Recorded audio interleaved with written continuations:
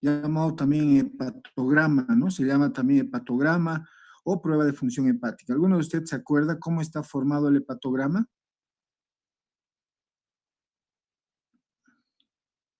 Está formado por bilirrubinas, determinación de bilirrubinas, transaminasas, fosfatasa alcalina.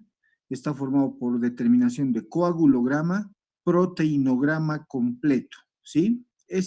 Todo eso, todo lo que he comentado constituye lo que se llama prueba de función hepática, que vamos a ir comentando, ¿no? En esta clase. Y miren, hablando un poquito de las pruebas de función hepática. Este término, por sus siglas LFTS, por sus siglas en inglés, sirve como estudio de apoyo o eventualmente descarte en la confirmación de los diagnósticos de una eventual patología hepática en un paciente determinado, ¿no? En los que se sospecha de deficiencia o alteración de la función del hígado, páncreas o vesícula biliar. Por ejemplo, ¿quién de ustedes me puede decir cuál sería una de las principales indicaciones de pedir una prueba de función hepática? ¿Cuándo principalmente ustedes pedirían por clínica en un paciente una prueba de función hepática? ¿Alguno de ustedes me podría decir?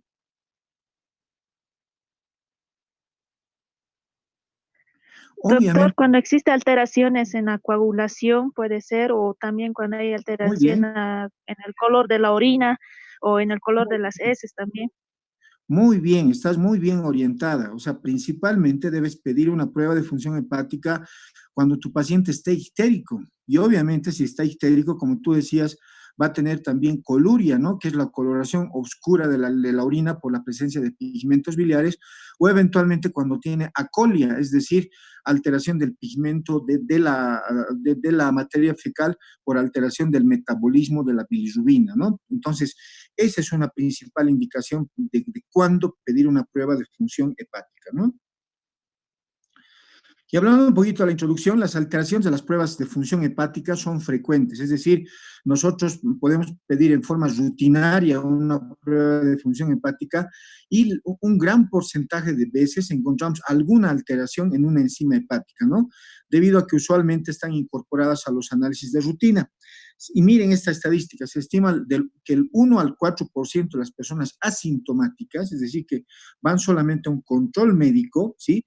Podrían tener alguna prueba de función hepática alterada, ¿no? Que el paciente desconoce, no sabe o no ha tenido ningún signo de sintomatología y ya tiene alguna prueba de la función hepática que obviamente requerirá estudio, ¿no? Constituyendo la primera causa de consulta en la práctica hepatológica diaria. Estas pruebas son un análisis de sangre diseñado específicamente ¿para qué? Obviamente, para evaluar el hígado, para ver cómo está funcionando el hígado. No se olviden que el hígado es el laboratorio que tenemos nosotros en nuestro organismo. Se dice que el hígado cumple más de 500 funciones en nuestro organismo. Imagínense, obviamente, si está alterado va a haber una gran repercusión hemodinámica por la alteración que está existiendo, ¿no? Y también, obviamente, nos sirve para el diagnóstico de enfermedades hepáticas, para ver si se ha visto afectado por otra patología, por ejemplo, el hígado, ¿no? En otras partes del organismo, obviamente para controlar la función hepática en pacientes que están siguiendo, por ejemplo, algún tratamiento médico y que está recibiendo ese paciente algún medicamento que eventualmente es hepatotóxico. ¿Ustedes se acuerdan de los medicamentos de farmacología? ¿Qué medicamentos principalmente pueden resultar hepatotóxicos? Y obviamente ese paciente requiere de tiempo en tiempo un control una prueba de función hepática para ver que no esté existiendo el daño hepático. ¿Qué medicamento principalmente se acuerdan ustedes que puede ser hepatotóxico? Puede provocar una hepatitis tóxica, ¿no? Paracetamol, Muy bien, muy bien. ibuprofeno, Principalmente el paracetamol. ¿Te acuerdas cuál es la dosis tóxica de paracetamol? Que no, o la dosis que nunca debes recetar. Se dice que a partir de 4 gramos por encima de paracetamol ya es la dosis tóxica, ¿no? Entonces, nunca hay que recetar más de 4 gramos día de paracetamol. ¿Y te acuerdas cuál es el antídoto de la intoxicación por paracetamol? La N-acetilcisteína, ¿no? Otros medicamentos que son tóxicos de uso frecuente, por ejemplo, son los medicamentos para la tuberculosis, ¿se acuerdan? La isoniazida, la rifampicina, todos los medicamentos para el tratamiento de la tuberculosis son hepatotóxicos, entonces hay que vigilarlos, hay que hacerle de tiempo en tiempo controles al paciente para ver que no esté dañando demasiado al hígado. Entonces, a eso nos referimos al hablar de este hecho, ¿no? Diversas pruebas bioquímicas pueden ser útiles, obviamente, para estudiar y tratar a los pacientes con alteración de la función hepática. Estas pruebas pueden utilizarse para todo lo siguiente, ¿no? Para vigilar la respuesta al tratamiento que está recibiendo el paciente, para valorar la magnitud de lesión hepática conocida, para distinguir algunos tipos de trastornos del hígado y hacer un diagnóstico diferencial entre todos ellos, detectar la presencia, obviamente, de una enfermedad hepática, ¿no? Y lo que les decía, el órgano el hígado es el órgano más grande del cuerpo y cumple un montón de funciones, más de 500 funciones. Imagínense, vamos a comentar algunas de ellas para que ustedes se acuerden. Almacena el glucógeno, ¿se acuerdan? Realiza la síntesis de ácidos grasos y conversión a cetonas, síntesis de proteínas plasmáticas, realiza el metabolismo y almacenamiento de las vitaminas, ¿no? A nivel de las células hito principalmente, ¿se acuerdan? Las células hito son las células que almacenan vitamina A, por ejemplo. Se llaman células hito porque han sido descubiertas por un médico japonés, el doctor Ito, ¿no? Realiza síntesis y liberación y degradación de factores de la coagulación, catabolismo y excreción de hormonas, detoxificación de sustancias exógenas, como es la bilirrubina, bacterias, sus productos, interviene en la formación de la bilis, ¿no? Función secretora y excretora, mantiene el balance hidroelectrolítico, es una barrera defensiva por medio de las células del sistema retículo endotelial. Y miren, acá está un resumen también de todas las funciones, ¿no? Depósito de sustancias como el glucógeno, produce bilis, metaboliza carbohidratos, lípidos, sintetiza proteínas. Imagínense, todo esto se podrá alterar en un paciente que tiene obviamente una patología hepática y que va a condicionar alteración de la prueba de función hepática, ¿no? Hablando un poquito de las historias de las enzimas que forman las pruebas de función hepática. Obviamente, para hablar de las historias, para hablar de la historia, lo primero que se estudió en todo momento fue las enzimas en general, ¿no? No solamente las enzimas hepáticas, sino las enzimas en general, ¿no? El nombre de enzima no se empleó hasta 1887, pero mucho antes ya se sospechaba que ciertos catalizadores biológicos intervenían en muchas funciones en nuestro organismo, por ejemplo, en la fermentación del azúcar para formar alcohol, ¿no? Pasteur reconoció que la fermentación es catalizada por enzimas, postuló en 1860 que estas enzimas se hallaban ligadas de modo inexplicable con la estructura y la vida de las células de la levadura. Es decir, empezó el estudio y el mejor conocimiento de las enzimas, ¿no? En el 87, Buchner consigue extraer las enzimas que catalizan la fermentación alcohólica de las células de levadura. Así, ha ido progresando el mejor conocimiento de todas las enzimas de nuestro organismo y también el mejor conocimiento de las enzimas hepáticas, ¿no? Aquí están algunos médicos que han contribuido al mejor conocimiento de todas las enzimas que tenemos en nuestro organismo: Buchner, Sumer y Haldane. Y esto es lo que nos interesa. Para el estudio de las pruebas de función hepática, ¿cómo las clasificamos? Obviamente existe una clasificación bastante didáctica, ¿no? Y miren, esta es la clasificación que tenemos. 1, pruebas que reflejan lesión hepatocelular, ¿sí? Es decir, tenemos marcadores enzimáticos de daño hepatocelular. ¿Y cuáles son los principales representantes? Las transaminasas, es decir, las aminotransferasas. Las transaminasas se las conocía con ese nombre antiguamente, ahora se las conoce más como aminotransferasas, son exactamente lo mismo.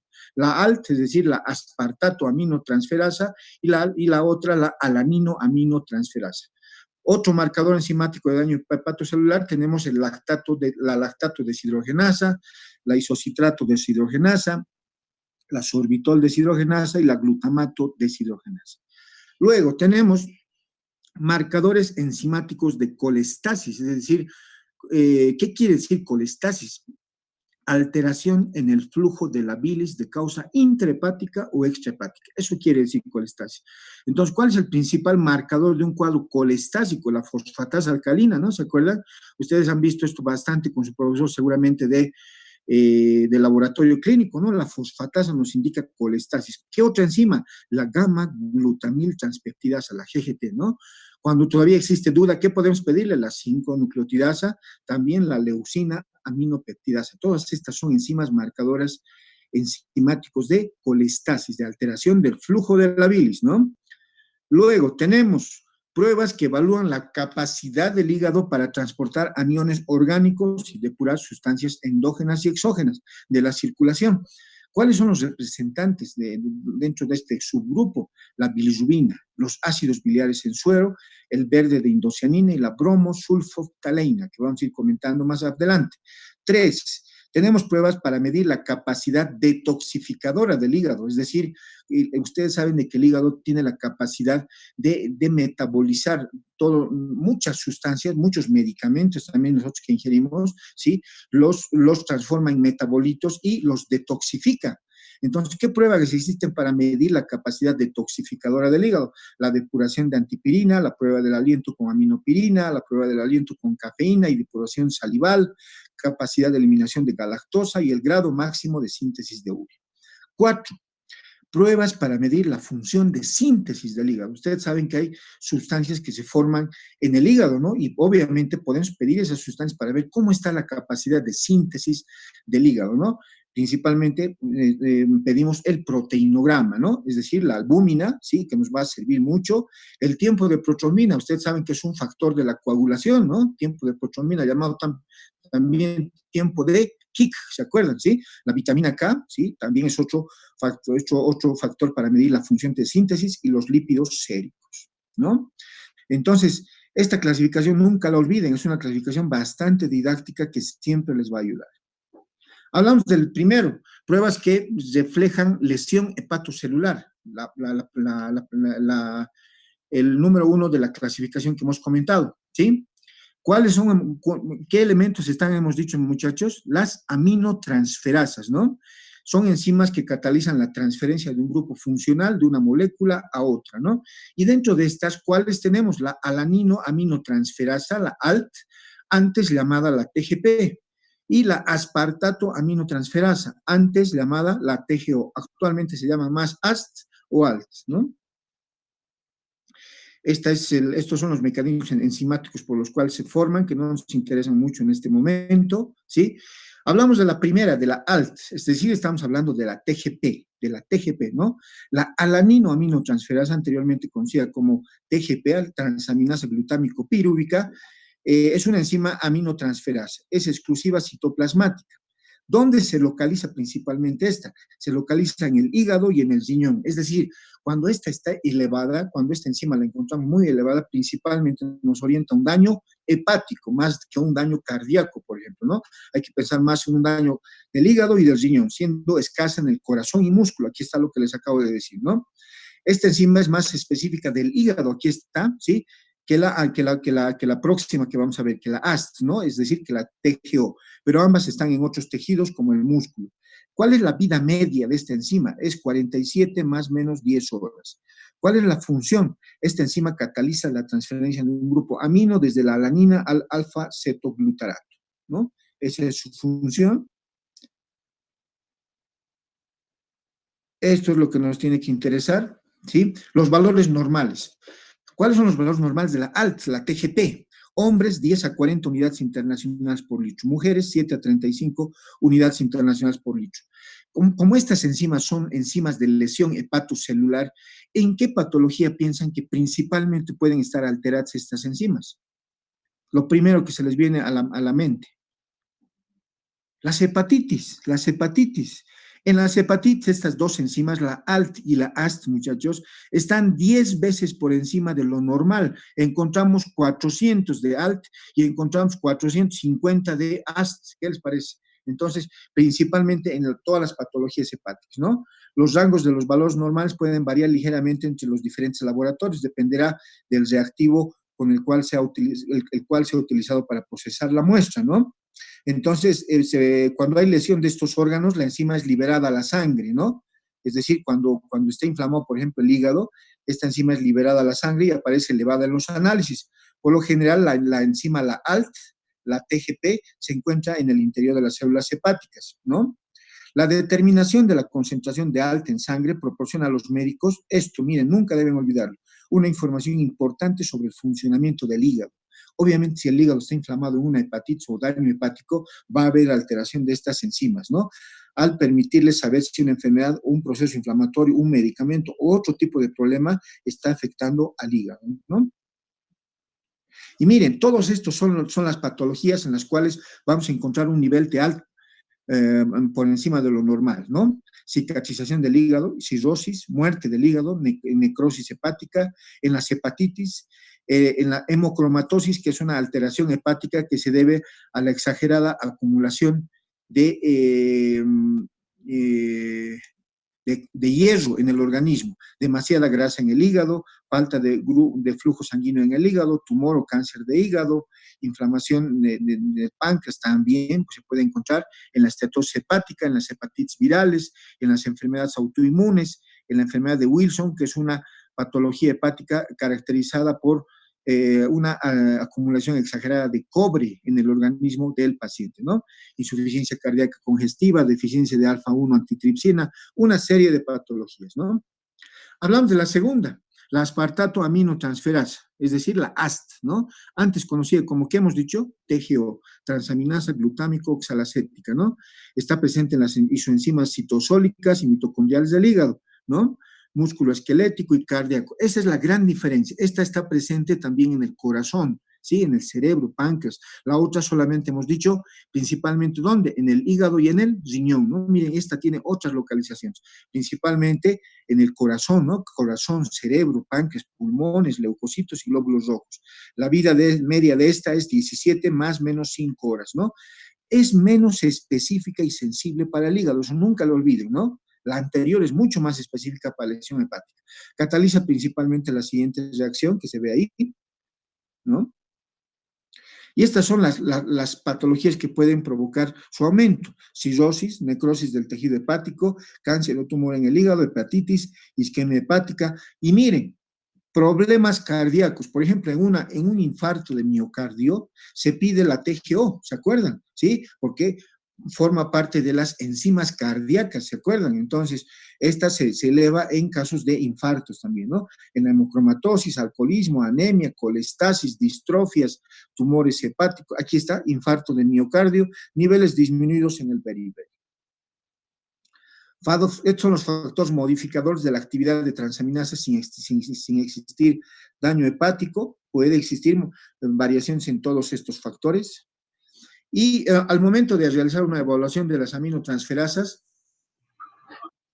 debemos tomar en cuenta estos pasos. Miren, el primer paso, ante un aumento de las aminotransferasas, lo primero que hay que hacer, ver si se acompaña de otras alteraciones en las pruebas de laboratorio, que indiquen, por ejemplo, la existencia de colestasis, es decir, alteración del flujo de la bilis, ¿sí? De causa intra o extrahepática, si hay ictericia o deterioro de la función hepática, ¿no?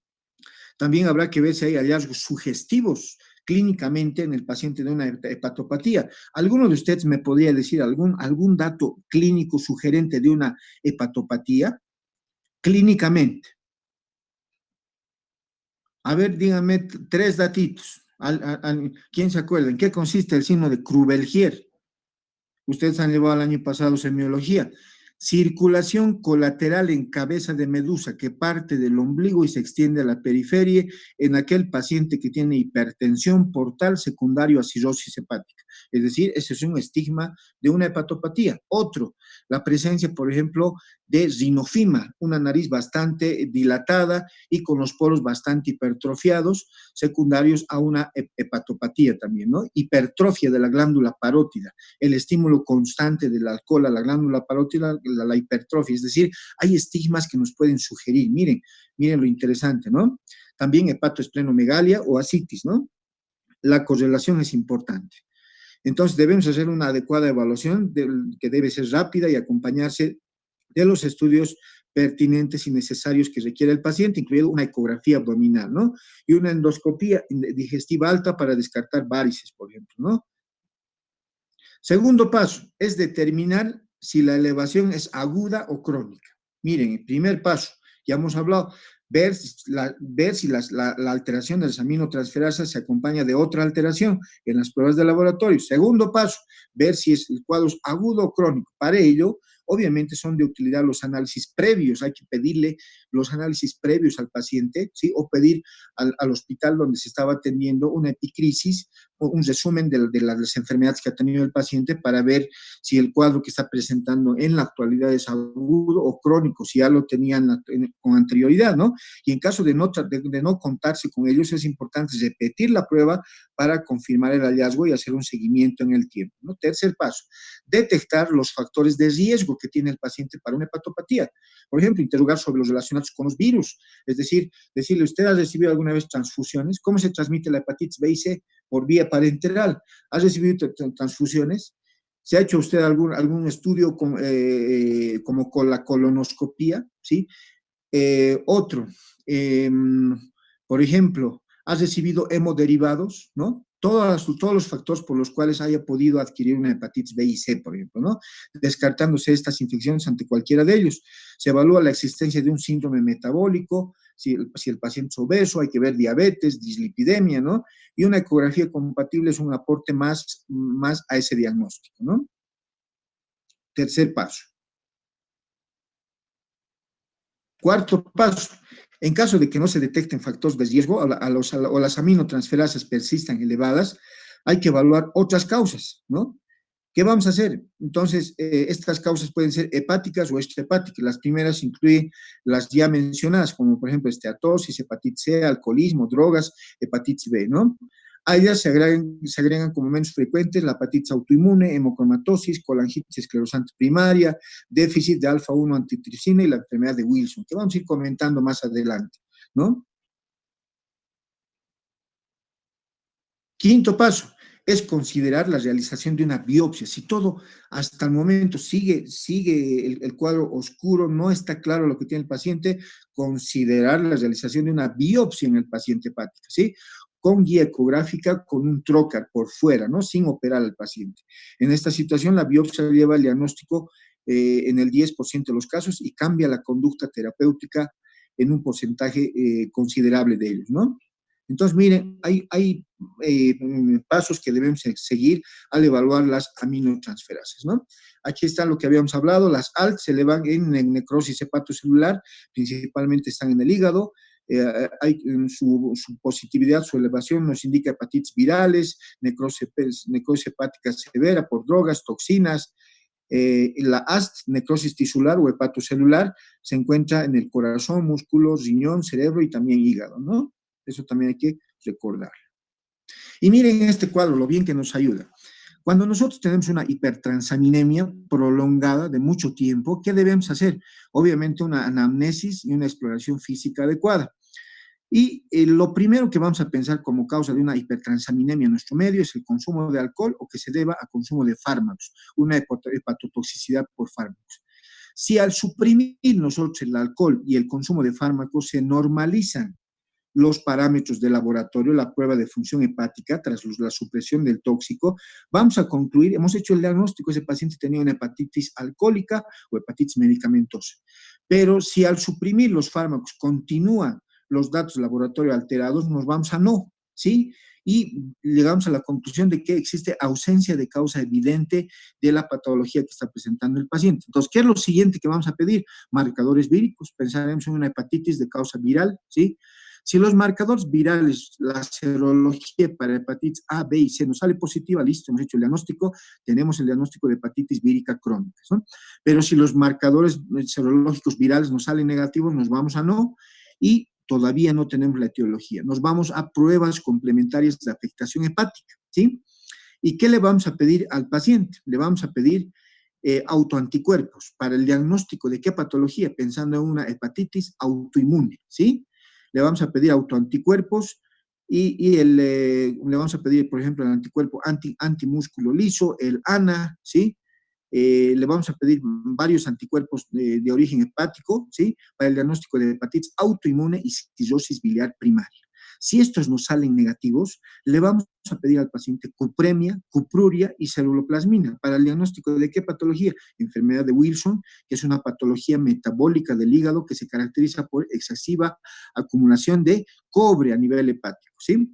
Si esto no sale negativo, todavía no tenemos el diagnóstico, le vamos a pedir sideremia, saturación de transferrina y ferritina. ¿Para el diagnóstico de qué patología? Para el diagnóstico de hemocromatosis, que es una patología hepática por el excesivo depósito de hierro a nivel hepático, ¿sí? Si esta no sale negativa, le vamos a pedir alfa-1 antitripsina para el diagnóstico de una patología que se llama déficit de alfa-1 antitripsina. Si esto no sale negativo, le vamos a pedir una ecografía abdominal pensando en una eventual esteatosis hepática, ¿sí?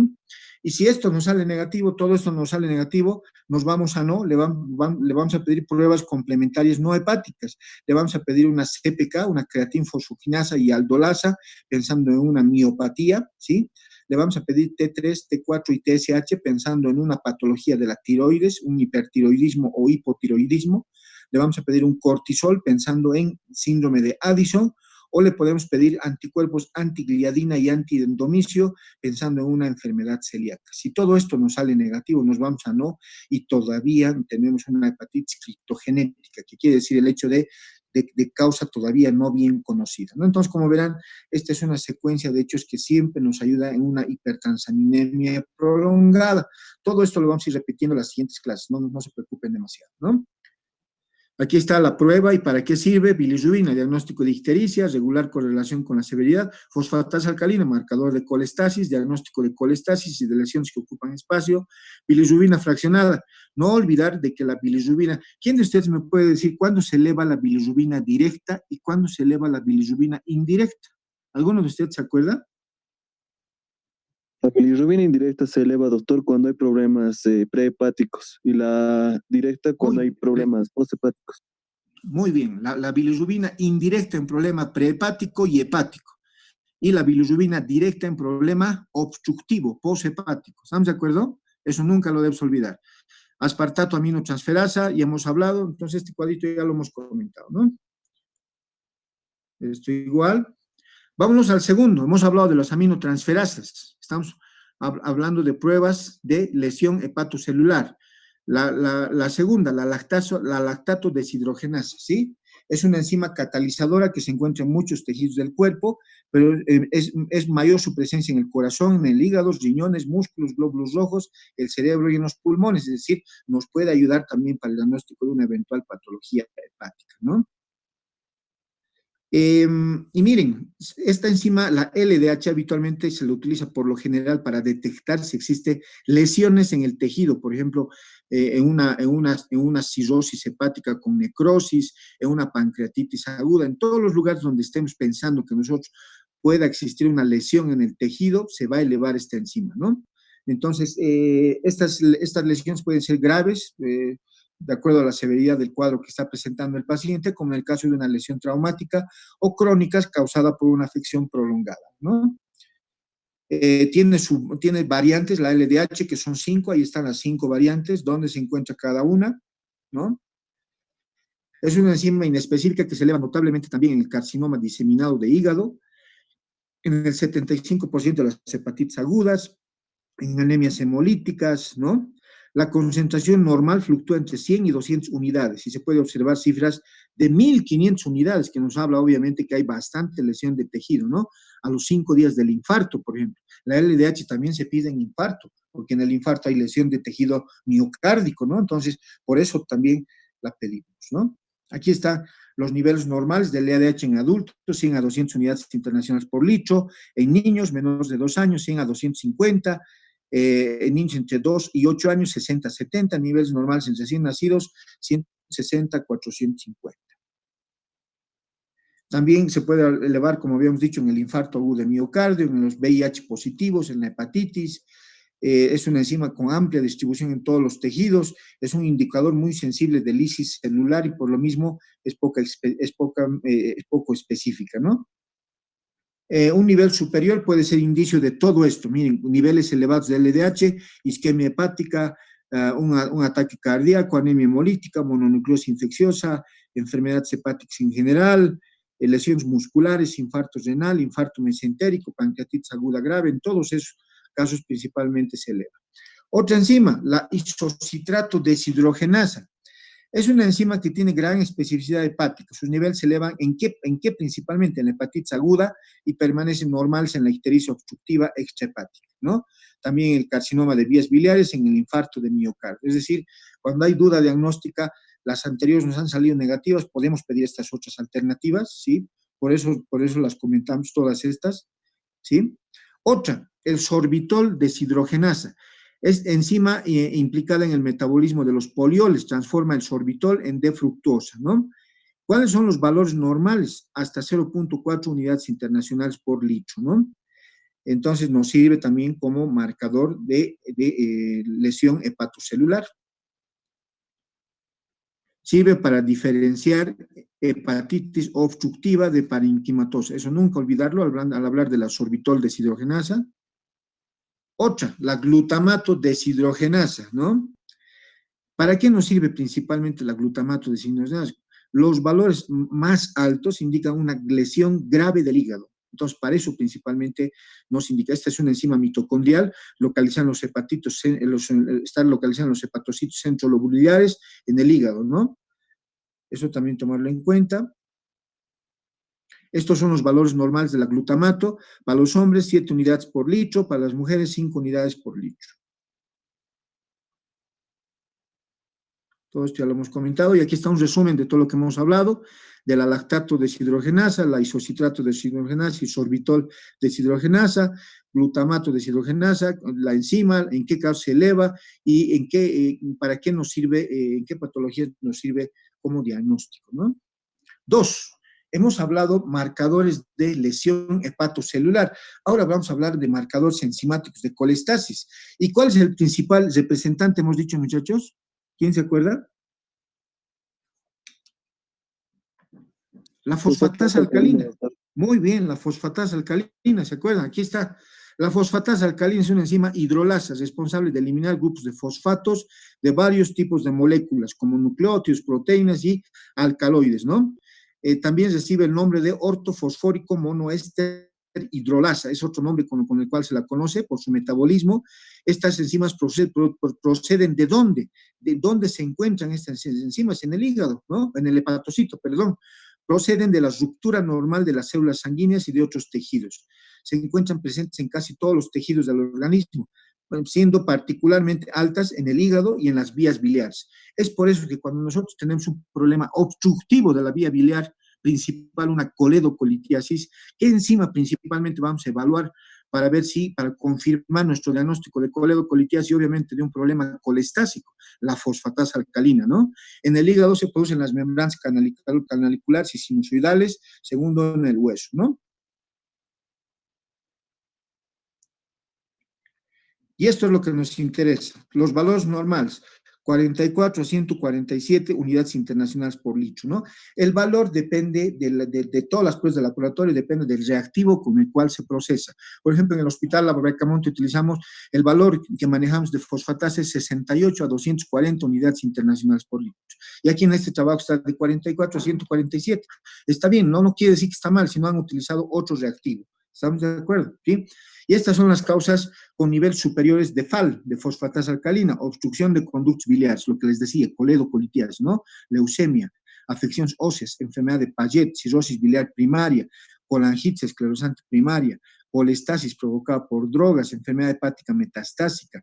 No olvidar de que cuando existe un cáncer de vía biliar o cáncer hepático, ¿sí? Principalmente en cáncer de vía biliar, la fosfatasa alcalina está extraordinariamente elevada, por encima de 1000 unidades internacionales por litro. Cuando ustedes tengan una fosfatasa muy elevada, lo primero que deben pensar, no será un cáncer de vía biliar, le pediría una tomografía para una mejor valoración cuando la ecografía no esté clara. ¿Estamos de acuerdo? Eso deben pensar. También puede estar elevada en neoplasia sin compromiso hepático, entre las causas con niveles inferiores, hipofosfatemia, hipofosfatemia, desnutrición, deficiencia de proteínas, enfermedad de Wilson, ¿no? Entre algunas. Enfermedades óseas que producen hiperfosfatasemia, Estas están mencionadas, pero esto no nos interesa mucho a nosotros, ¿no? Nos interesan las enfermedades del hígado que aumentan la fosfatasa alcalina. Ya lo hemos hablado, tumores, obviamente obstrucciones de la vía biliar principal, cirrosis, colestasis de todo tipo, ¿no? Ya lo hemos comentado todo esto. Ahí están el tipo de indicador, localización, elevación, localización subcelular y el rango normal que tenemos, ¿no? Esto de la fosfatasa ácida solamente lo vamos a comentar porque la fosfatasa ácida, ustedes saben de que se eleva más en problemas óseos, ¿no? Se encuentra principalmente, hay diferentes tipos de fosfatasa ácida que se destacan, ya sea porque se encuentran en diferentes órganos, en hígado, glóbulos rojos, médula ósea, plaquetas, próstata, ¿no? Un nivel alto de fosfatasa ácida en el plasma es signo de ¿qué? Sobre todo de descomposición del hueso, ¿no? Entonces esto no nos interesa mucho, pero sí hay que tomarlo en cuenta. Otra enzima marcadora de colestasis, la gamma-glutamil transpeptidasa, ¿no? Se encuentra en los hepatocitos y células epiteliales biliares. Su utilidad es limitada debido a su falta de especificidad, ¿no? Pero cuando hay duda la pedimos, ¿no? Es una enzima hepática, su nivel en sangre puede ser medido y obviamente nos va a ayudar al diagnóstico de problemas colestásicos. Útil para detectar ingesta alcohólica asociada o no a enfermedad hepática, también para eso sirve. El alcohol induce su síntesis en forma importante. Aquí está su rango normal, 8 a 38 unidades por litro en varones, y mujeres 5 a 27 unidades por litro, ¿no? Estas son las causas de aumento, ¿sí?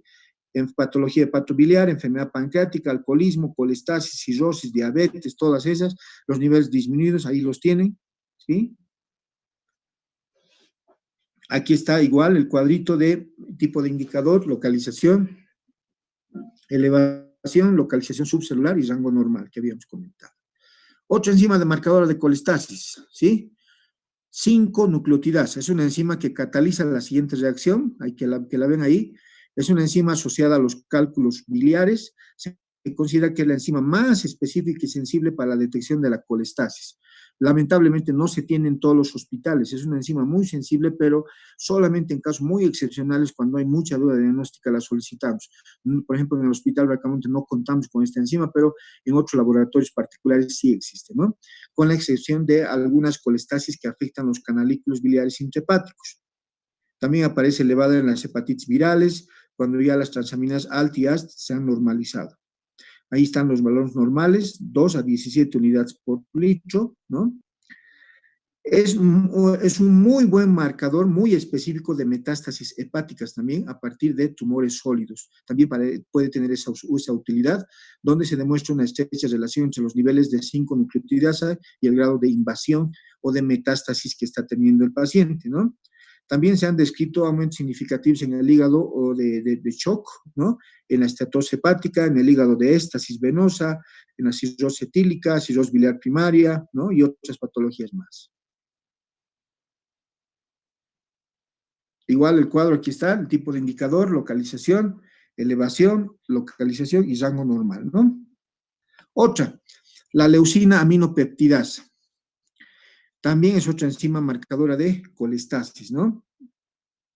Esta enzima hidroliza la unión peptídica próxima a los grupos libres de aminopeptidasa. Ahí están los valores, 80 a 200 unidades por ml, mujeres 75 a 185 unidades por ml. Esto solamente se los comento porque estas enzimas no las contamos en forma rutinaria en el hospital, solamente pedimos lo básico, lo que les había comentado al principio, ¿no? 3. Hablamos de pruebas que evalúan la capacidad del hígado para transportar aniones orgánicos y depurar sustancias endógenas y exógenas de la circulación. Obviamente, principalmente hablamos de la bilirrubina, ¿no? Que es un producto de desecho del organismo. Eso es lo primero que deben acordarse siempre. Se produce como resultado de la lisis de los glóbulos rojos, ¿no? Que es del componente hemo dentro del sistema retículo endotelial, ¿no? Ya hemos comentado de que la bilirrubina indirecta se eleva más en problemas prehepáticos y hepáticos, y la directa en problemas poshepáticos, ¿no? Es decir, en problemas obstructivos. Ahí tienen los valores normales, la directa 0.2 a 0.4 miligramos por decilitro, la indirecta 0.2 a 0.8 miligramos por decilitro y la total 1.2 miligramos por decilitro. El metabolismo de la bilirrubina lo vamos a comentar más en prácticas. Todos ustedes, absolutamente todos, van a terminar su práctica, como saben rezar antes de sus exámenes, ¿no? Para que les vaya bien. Igual deben saber, como el Padre Nuestro, deben saber el metabolismo de la bilirrubina, porque en todo momento les va a servir para interpretar patologías hepáticas, ¿no? Aquí está parte del metabolismo de la bilirrubina, ¿sí? Es parte porque le faltan muchos pasos, como les decía. Esto no lo vamos a comentar ahora, lo vamos a comentar más en la parte práctica, ¿no?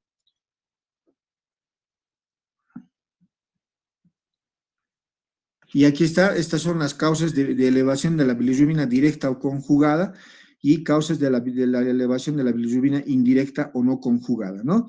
Disfunciones hepatocelulares, obstrucciones biliares, defectos en la producción, defectos en la captación, una serie de patologías, ¿no? Que deben recordarlas. Hablamos de la bromosulfoctaleína, ¿sí? Sirve para el diagnóstico pigmentario exógeno o cromodiagnóstico. Es decir, esta bromosulfoctaleína es un colorante, ¿sí? Que una vez inyectado en nuestro organismo es removido de la sangre, ¿sí? Es decir, es depurado por el hígado. Una vez estando en la sangre, llega al hígado y es depurado, es removido de la sangre por mecanismo de transporte y acumulado en el hepatocito, con excreción y posterior, obviamente, eliminación del sistema biliar. Eso es lo normal que debe ocurrir. Pero ¿qué pasa si el paciente tiene una alteración, un daño hepático? No va a poder realizar este metabolismo que hemos comentado, entonces se le va a acumular la bromosulfoctaleína. Entonces, es de gran valor en el estudio de la disfunción hepática que cursa con hiperbilirrubinemia intermitente, como sucede, por ejemplo, en el síndrome de Dubin-Johnson y en el síndrome de Rotor, que son problemas metabólicos, porque son patologías por alteración metabólica de la bilirrubina, ¿no? Donde tiene carácter diagnóstico definitivo el aumento en sangre a los 120 minutos, ¿no? Ahí está el procedimiento, se inyecta 4 miligramos por kilogramo de peso de este medicamento, la bromosulfoctaleína, y se espera 45 minutos. Luego de esto, se debe eliminar el 7% del colorante. Si no existe retención, que habla de mala función hepática, ¿no? Este es el fundamento. También podemos pedirle al paciente ácidos biliares en suero, que muchas veces son muy importantes solicitar. Los ácidos biliares totales son el desoxicólico, el queno-desoxicólico y el cólico, ¿no? Y los conjugados, la coliglicina, la queno-desoxiglicina, la sulfolitoglicina y la dexocoliglicina, ¿no? Entonces, nos puede ayudar en determinadas patologías la determinación de ácidos biliares en suero. El método que se utiliza habitualmente es ELISA. La muestra que se toma es en el suero del paciente. El valor de referencia en el suero es hasta 2 microgramos, ¿sí? Microgramos por ml. Eso es lo normal. Por encima de esto ya está alterada la determinación de ácidos biliares en suero. También podemos pedir la prueba de verde de indocianina, que tiene el mismo fundamento de que la bromosulfoctaleína. Se ve la capacidad del hígado para eliminar este pigmento, y obviamente su retención indica daño hepático, ¿no? Aquí están los valores normales. El diagnóstico de función hepática normal, 0,25 a 0,5 miligramos por kilogramo de peso corporal, como bolo intravenoso. Hablamos de las pruebas para medir la capacidad detoxificadora del hígado, ¿sí? Es decir, ustedes saben de que el hígado tiene la capacidad de eliminar determinadas sustancias que ya han sido metabolizadas a nivel hepático, ¿no? Entonces, solamente las vamos a comentar, ¿sí? Hablamos de la prueba de la depuración de antipirina, ¿sí? Hablamos de la prueba del aliento, prueba de la cafeína y depuración salival. Hablamos de la capacidad de eliminación de galactosa. Todas estas pruebas miden la capacidad detoxificadora del hígado, como les decía, ¿no? Y aquí está un resumen, la prueba, el mecanismo que evalúa, la traducción clínica y los factores de variación que se pueden encontrar en estas determinaciones. Esto no lo pedimos habitualmente, solamente se realizan en laboratorios especializados, por eso solamente lo comentamos. 5, pruebas de función sintética del hígado. Obviamente hablamos de la albúmina, ¿no? No olviden que la albúmina es sintetizada a nivel hepático. Si encontramos niveles bajos de albúmina, no nos indica de que el paciente tiene alguna patología hepática, ¿no? Nos puede orientar.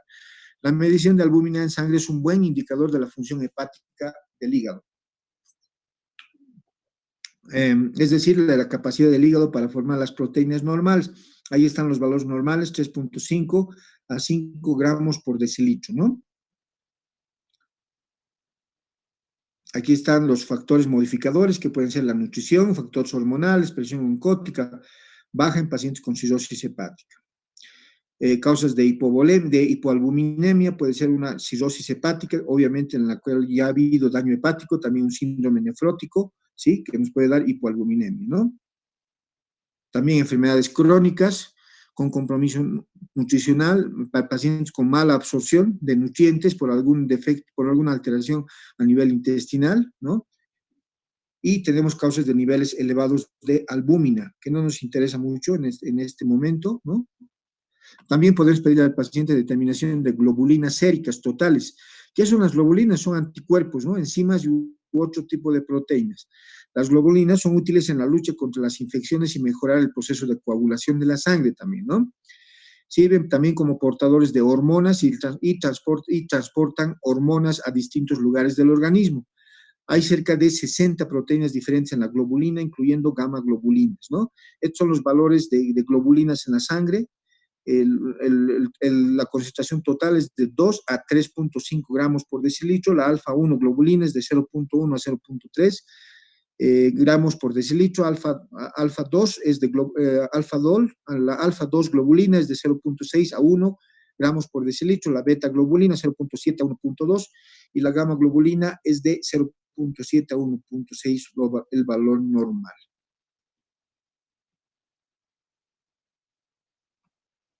Estas son las causas de bajos niveles de globulina. Puede indicar enfermedad celíaca, disfunciones hepáticas, mala absorción, un problema inflamatorio intestinal, neoplasias, hipogama globulinemia, anemia hemolítica aguda, ¿no? Y esto es lo que nos interesa, tiempo de protrombina. Obviamente en un paciente que tenga una patología hepática, también se le va a alterar el tiempo de protrombina, ¿no? Se le va a alterar el tiempo de protrombina al paciente. ¿Y algunos de ustedes se acuerdan cuánto es lo normal del tiempo de protrombina? ¿Alguno de ustedes se acuerda? De 12 a 14 segundos. Muy bien. 11 a 14 segundos, algunos laboratorios 12 a 14 segundos. ¿La actividad cuánto debe ser? La actividad del tiempo de protrombina, 80 al 100%, eso no te olvides. El tiempo de protrombina normal es de 11 a 14 segundos y la actividad del 80 al 100%, ¿no? Es una proteína plasmática producida por el hígado y forma parte de la cascada de la coagulación. Eso no lo olviden, ¿no? El hígado produce 11 de los factores de la coagulación, por lo que frecuentemente su disfunción, la alteración en el hígado, obviamente se asocia a trastornos de la coagulación. Obviamente nosotros en cirugía para operar a un paciente siempre vemos el tiempo de protrombina. Si está alterado el tiempo de protrombina, al paciente le hacemos el test de Kohler, que se llama también el test de la vitamina K. ¿En qué consiste el test de la vitamina K? O test de Kohler? Cuando encontramos alteración del tiempo de protrombina, por ejemplo, una protrombina de 15, de 17, que nos habla de una coagulopatía, le damos vitamina K al paciente, ¿sí?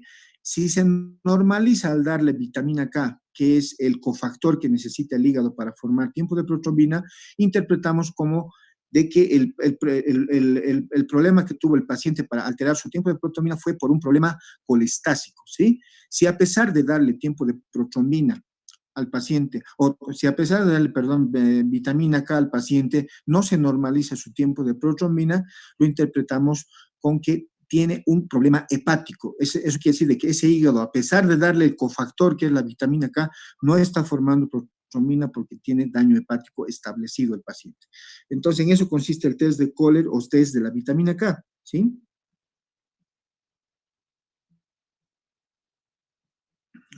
Aquí está el test de Kohler, la vitamina K, lo que les había comentado, ya lo hemos comentado esto. También podemos pedirle al paciente amoníaco sérico, ¿sí? Existe una patología que está en su programa, la vamos a avanzar de aquí a unas 3, 4 clases, se llama la encefalopatía hepática, que tiene como sustrato fisiopatológico la hiperamonemia, es decir, el exceso de amoníaco en la sangre. ¿Por qué ese paciente tiene exceso de amoníaco? No olviden que el amoníaco se forma en nuestro organismo en 3 lugares, ¿sí? En el intestino, ¿sí? En el riñón y en el músculo. ¿Y dónde se realiza el metabolismo de ese exceso de amoníaco que nosotros podemos producir en esos 3 lugares de nuestro organismo? En el hígado, a través del ciclo de Krebs a urea. Pero ese hígado enfermo podrá realizar ese metabolismo, no va a poder realizarlo, entonces el paciente tiene tendencia a tener hiperamonemia, exceso de amoníaco en la sangre, y ese es el principal factor etiopatogénico para el origen de la encefalopatía hepática, como vamos a hablar en su momento, ¿sí? Entonces, nos puede ayudar la determinación de amoníaco, por ejemplo, en una encefalopatía hepática, ¿sí? Es producido por células que se encuentran en todo el cuerpo, especialmente en el intestino, el hígado y en el riñón, también en el músculo, ¿no? La mayor parte del amoníaco producido en el organismo es utilizado por el hígado para producir urea. Aquí está lo que les decía a través del ciclo de Krebs, ¿no? Ahí están los valores normales. Los valores normales son de 15 a 45 microgramos por decilitro. Estos son los factores de incremento de amoníaco en la sangre. ¿Qué hemos dicho? Aquí está, hepatopatías agudas o crónicas, ¿no? ¿Sí?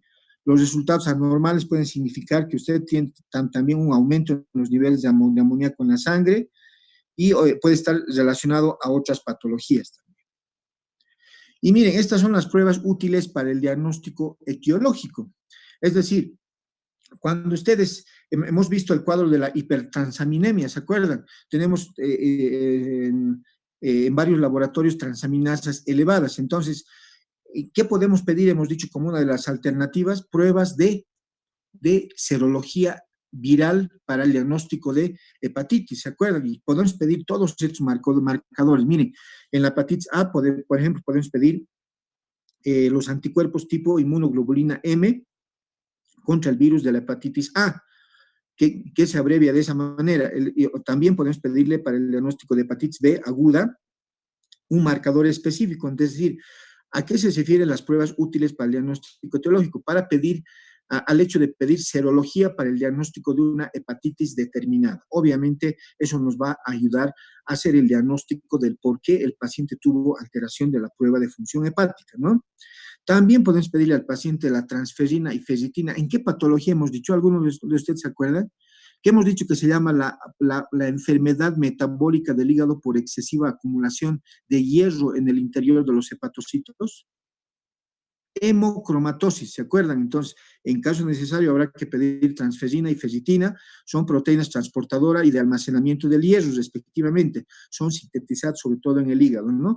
El aumento en el índice de saturación de transferina por encima del 45% es marcador fenotípico precoz de una, por ejemplo, hemocromatosis hereditaria. Aquí está lo que les decía, ¿no? Enfermedad congénita que se caracteriza por un aumento de los depósitos de hierro en diversos órganos debido a un incremento en la absorción intestinal de este metal, pero principalmente a nivel hepático, ¿no?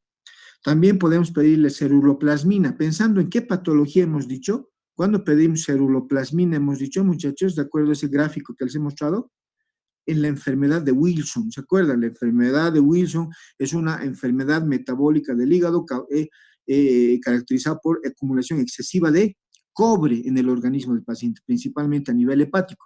Y en esta enfermedad de Wilson, el paciente llega a tener un signo bien característico que se llama el anillo de Kaiser-Fleischer o signo de Kaiser-Fleischer. Es un rodete amarillo verdoso, ¿sí? En la córnea del paciente, ¿sí? A nivel de la membrana de Descemet, ¿sí? Entonces, vemos eso, listo. Lo más probable es de que es una enfermedad de Wilson. No es una proteína transportadora del cobre, se sintetiza de forma casi exclusiva en el hígado y es útil para el diagnóstico de la enfermedad de Wilson. Aquí está, un trastorno hereditario del metabolismo del cobre, caracterizado por un defecto de la excreción hepatobiliar y su acumulación hepática, obviamente, ¿no? Que conduce a su acumulación en los tejidos, en particular en el cerebro y en el hígado, ¿no? El descenso de ceruloplasmina sérica por debajo de 20 miligramos por decilitro sugiere el diagnóstico.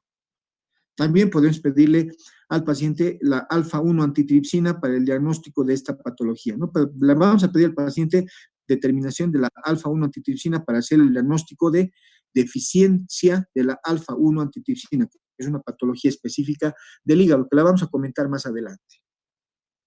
También podemos pedirle inmunoglobulinas al paciente, ¿no? Aumentan en las hepatopatías crónicas y se mantienen normales en las hepatitis agudas y en la ictericia obstructiva. Una hipergamma-globulinemia moderada persistente indica hepatitis crónica activa, entonces nos va a orientar para el diagnóstico de una patología hepática, mientras que un aumento policlonal difuso de los valores de la inmunoglobulina G debe sugerir hepatitis crónica autoinmune, ¿sí?, que asocia seropositividad de los anticuerpos antinucleares, es decir, además del aumento de esta gamma globulina, va a haber presencia de anticuerpos antinucleares que se abrevian ANA en el suero del paciente. También anticuerpos frente al músculo liso, que se abrevia SMA, o anticuerpos antimicrosomales del hígado y riñón, que se abrevia anti-LKM1, ¿sí? Y en la cirrosis biliar primaria, en el 90-95% de los pacientes hay positividad de los anticuerpos antimitocondriales, es decir, vamos a encontrar en esta patología anticuerpos antimitocondriales presentes en el suero.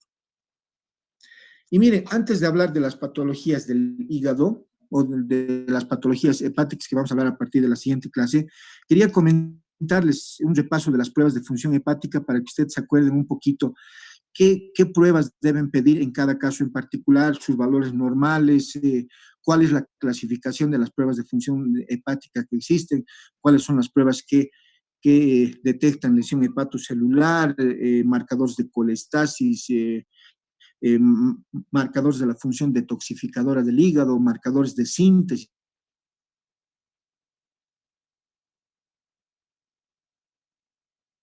trombina, todas esas cosas que hemos comentado, de todo lo que hemos hablado. ¿Alguna pregunta?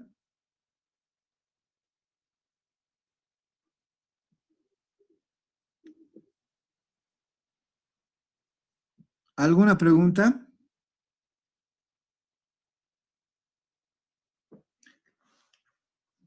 Listo. Entonces, muchachos, con ustedes nos veríamos la siguiente semana, ¿no?